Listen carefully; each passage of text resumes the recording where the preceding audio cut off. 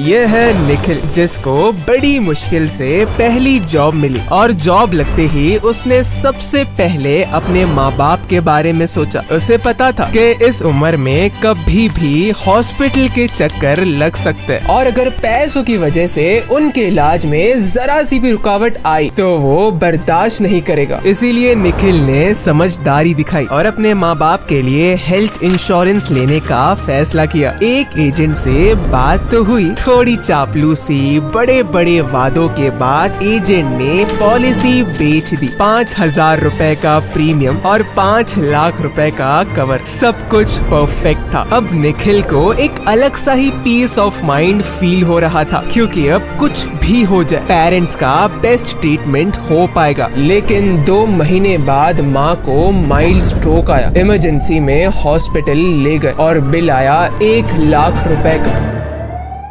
निखिल ने तुरंत insurance claim किया, लेकिन कंपनी ने बोला न्यूरोलॉजिकल इश्यूज पे 2 साल का वेटिंग पीरियड होता है और अब भी क्लेम रिजेक्ट होगा। उस वक्त निखिल समझ गया कि पॉलिसी में ये क्लॉज छुपा था, जिसका ना एजेंट ने जिक्र किया ना उसने खुद पढ़ा। माँ के इलाज में सारी सेविंग्स खत्म हो गई और कर्जा अलग से लेना पड़ा। जिस डर से उसने इंश्योरेंस लिया था, वही डर आज उसकी जिंदगी की सबसे बड़ी सच्चाई बन गई। और सुनो, आज अगर ये वीडियो सिर्फ इसीलिए पूरा नहीं देखा कि इंश्योरेंस बोरिंग होता है, तो आने वाले टाइम में वही गलती कर बैठोगे जो हजारों लोग हर दिन कर रहे हैं। क्योंकि इंश्योरेंस तो तुम्हें करवाना ही है अपनी फैमिली की सिक्योरिटी और फ्यूचर के लिए, लेकिन सवाल सिर्फ इतना है कि क्या तुम एक्चुअली इंश्योर होगे या ठगे जाओगे बाकियों की तरह। इसीलिए इस वीडियो को एंड तक फुल अटेंशन के साथ देखना, क्योंकि मैंने हर एफर्ट डाला है इस बोरिंग टॉपिक को इंटरेस्टिंग बनाने में, ताकि तुम मजे के साथ डिटेल में समझो। साल 1818 इंश्योरेंस नाम का कंसेप्ट पहली बार इंडिया में ब्रिटिश एरा में आया, जब कोलकाता में ओरिएंटल लाइफ इंश्योरेंस कंपनी बनी। लेकिन दिक्कत वाली बात ये थी कि इंश्योरेंस बस उनके लिए ही था, यानी ब्रिटिश ऑफिसर्स और कुछ अमीर लोग, क्योंकि इंडियंस को या तो इग्नोर किया जाता या उनसे इतना महंगा प्रीमियम चार्ज करा जाता कि लेना इम्पॉसिबल ही होता। फिर 1947 में भारत आजाद हुआ तो नए लीडर्स को समझ आया कि हर इंडियन के लिए फाइनेंशियल सिक्योरिटी तो होनी ही चाहिए। इसी सपने को पूरा करने के लिए 1956 में एक रेवोल्यूशनरी कदम उठाया गया और लाइफ इंश्योरेंस कॉर्पोरेशन का फॉर्मेशन हुआ। LIC ने सारी प्राइवेट इंश्योरेंस कंपनीज को मर्ज करके एक सिंगल पब्लिक एंटिटी बनाई। मोटो सिंपल था, हर घर एक पॉलिसी। काफी सालों तक जब भी लोग इंश्योरेंस का नाम सुनते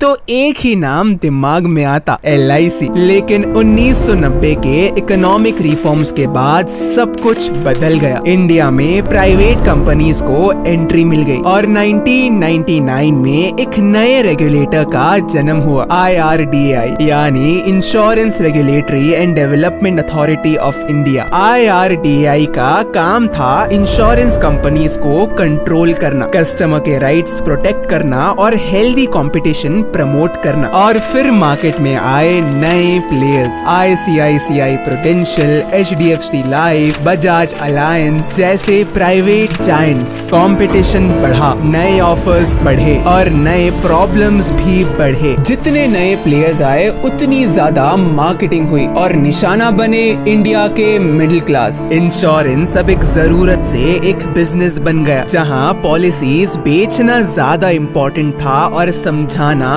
कम। लेकिन सबसे बड़ा सवाल आज भी लोगों के दिमाग में आता है कि इतनी एक्सपेंसिव कवरेज बेचने के बावजूद ये कंपनीज कैसे इतना पैसा कमाती है। चलो सिंपल भाषा में समझते हैं। सोचो तुम्हारे एरिया में 1000 लोग हैं, सबने मिलके एक फंड बनाया और हर महीने 500,000 रुपए जमा करने लगे। अगर किसी एक का एक्सीडेंट हो जाए या हॉस्पिटल का बिल आए तो उस फंड से पैसे दिए जाते हैं। यह है रिस्क पूल पूलिंग, जहाँ सब मिलके बड़े पैसों का पूल बनाते हैं और जरूरत पड़ने पर उसी पूल से पैसे यूज करते हैं। तो आसान भाषा में इंश्योरेंस कंपनीज भी कुछ ऐसा ही करती है। इंश्योरेंस कंपनीज तुम्हारा प्रीमियम लेती है और फिर उस पैसों को स्टॉक्स, बॉन्ड्स, म्यूचुअल फंड्स और रियल एस्टेट में लगा देती है, जहाँ से वो करोड़ों कमाती है। सिंपल भाषा में समझो, इंश्योरेंस कंपनीज तब ज्यादा पैसा कमाती है जब तुम्हारा पैसा ले, पर तुम उस पैसों को कभी मांगो ही ना, और अगर मांगो तो मिले ही ना। और यही से पैदा होती है उनकी सबसे बड़ी स्ट्रैटेजी, लूप होल्स और माल प्रैक्टिसेस। इंश्योरेंस लेना एक सिक्योर फ्यूचर का सपना होता है, लेकिन जब क्लेम का वक्त आता है वही सपना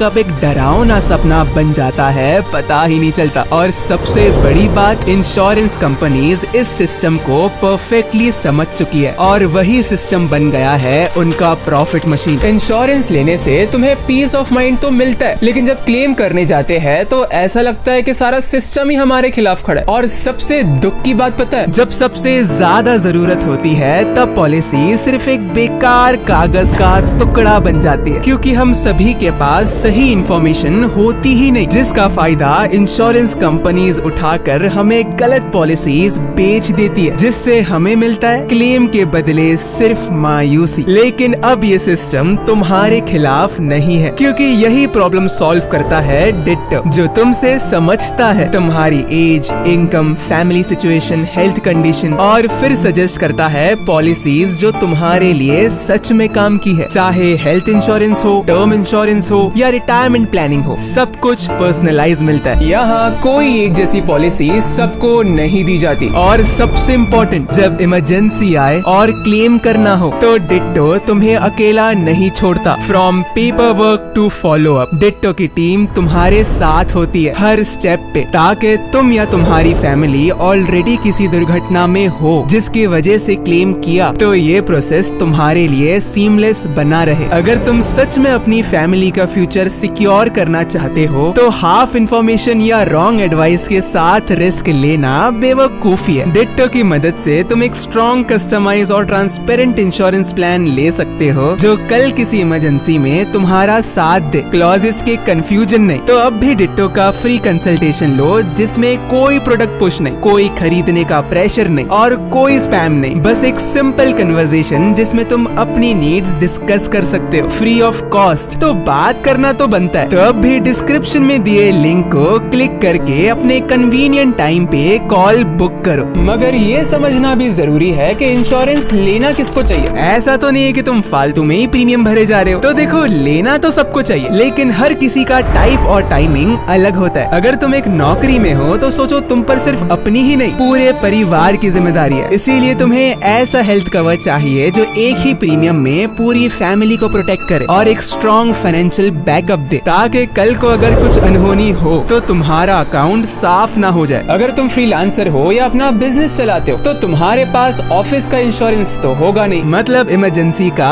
हर खर्चा डायरेक्टली तुम्हारी जेब से निकलेगा। तो तुम्हें चाहिए एक कॉम्बाइंड कवर जिसमें हेल्थ भी सिक्योर हो और एक्सीडेंट या इनकम लॉस का भी प्रोटेक्शन मिले। अब सीनियर सिटीजन्स के लिए हेल्थ रिस्क और भी ज्यादा सीरियस होता है, लेकिन उनके लिए या तो प्रीमियम बहुत ही महंगा होता है या प्री एग्जिस्टिंग बीमारियों को एक्सक्लूड ही कर दिया जाता है। इसीलिए उन्हें स्पेशली डिजाइन पॉलिसीज की जरूरत होती है, जिसमें day care treatments, existing conditions और कम वेटिंग पीरियड इंक्लूडेड हो। और याद रखो, सही इंश्योरेंस लेना सिर्फ एक पैसे का बैकअप नहीं होता, ये होता है दिमाग का सुकून, और सुकून की कीमत किसी भी प्रीमियम से ज्यादा होती है। तो इंश्योरेंस को इग्नोर मत करो, अपनी सिचुएशन समझो, अपनी जरूरत पे ध्यान दो, पॉलिसीज कंपेयर करो और समझ के स्मार्ट डिसीजन लो। यही अप्रोच तुम्हें सच में काम आने वाली पॉलिसीज दिलाएंगी, ना कि सिर्फ पेपर पे लिखा वादा। तो चलो, तुमने समझ लिया कि तुम्हें कौन सी पॉलिसी चाहिए, लेकिन अब ये बेसिक रूल जान लो अगर तुम्हें अपनी फैमिली प्रोटेक्शन के लिए कोई भी पॉलिसी लेनी है। पहला, कभी भी टैक्स बचाने के लिए पॉलिसी लेना ही मत। फाइनेंशियल ईयर के एंड में जब टैक्स सेविंग का प्रेशर होता है, हम सब जल्दी में कोई भी पॉलिसी ले लेते हैं, लेकिन सच ये है कि इंश्योरेंस का असली काम है प्रोटेक्शन, ना कि सिर्फ टैक्स बेनिफिट। पॉलिसी सिर्फ तब लो जब वो तुम्हारे लॉन्ग टर्म नीड्स को पूरा करे। टैक्स सेविंग्स उसे सिर्फ बोनस समझो, मेन रीजन नहीं। दूसरा, हमेशा हमेशा ये 3 कठोर सवाल पूछो। सवाल 1, what's not covered. Her policy में कुछ ना कुछ एक्सक्लूडेड होता ही है, इसीलिए अज्यूम मत करना कि सब कवर्ड है। जब पॉलिसी ले रहे हो तो क्लियरली पूछो कि क्या क्या कवर नहीं है। सवाल 2, वेटिंग पीरियड। कई पॉलिसीज में स्टार्टिंग के कुछ महीने तुम्हारा क्लेम वैलिड ही नहीं होता, जैसे हॉस्पिटल जाना पड़ जाए और पॉलिसी बोले अभी तो वेटिंग पीरियड चल रहा है। तीसरा सवाल, रियल लाइफ सिनेरियो। अपने आप से ना एक सिंपल सवाल पूछो, अगर मैं आज हॉस्पिटल जाऊँ तो क्या मेरी पॉलिसी सच में काम करेगी? ये सवाल तुम्हें ग्राउंड रियलिटी दिखाएगा, हवाबाजी नहीं। रूल नंबर 3, टर्म और हेल्थ पॉलिसीज को अलग अलग लेना। देखो, मार्केट में कॉम्बो प्लान्स मिलते हैं जो बोलते हैं कि एक ही पॉलिसी में लाइफ और हेल्थ दोनों कवर हो जाएंगे, लेकिन असलियत में इन दोनों में ही चीजें आधी अधूरी होती है। इसीलिए एक सॉलिड टर्म इंश्योरेंस जो डेथ के बाद एक फाइनेंशियल सपोर्ट दे और एक स्ट्रॉन्ग हेल्थ इंश्योरेंस जो हॉस्पिटल के खर्चे संभाले। अलग पॉलिसीज का मतलब क्लियर प्रोटेक्शन बिना किसी कॉम्प्रोमाइज के। रूल नंबर 4, पॉलिसी लेने से पहले बेनिफिट इलस्ट्रेशन मांगना मैंडेटरी होना चाहिए। ये तुम्हारे फ्यूचर का फुल मैप देता है, कितना भरना है, कब क्लेम मिलेगा, क्या कंडीशंस है। बिना इस डॉक्यूमेंट के पॉलिसी लेना मतलब अंधेरे में गाड़ी चलाना और एक्सीडेंट ऑलमोस्ट गारंटीड। जो लोग बिना सोचे समझे पॉलिसीज लेते हैं उनका फ्यूचर एक छोटी सी गलती की वजह से बिगड़ सकता है। आज ये वीडियो के बाद तुम वो गलती नहीं करोगे जो हजारों लोग रोज करते हैं। अगर तुम्हें लगता है कि ये इन्फॉर्मेशन किसी की लाइफ बदल सकती है तो अब भी इस वीडियो को अपनी फैमिली और फ्रेंड्स के साथ शेयर करो और डिट्टो के कंसल्टेंट से बात करना मत भूलना। तुम्हें फ्री में बढ़िया गाइडेंस देंगे जो लोग कंसल्टेशन फी लेने के बाद भी नहीं दे पाते। तो लिंक डिस्क्रिप्शन में है, अब भी कॉल बुक करो।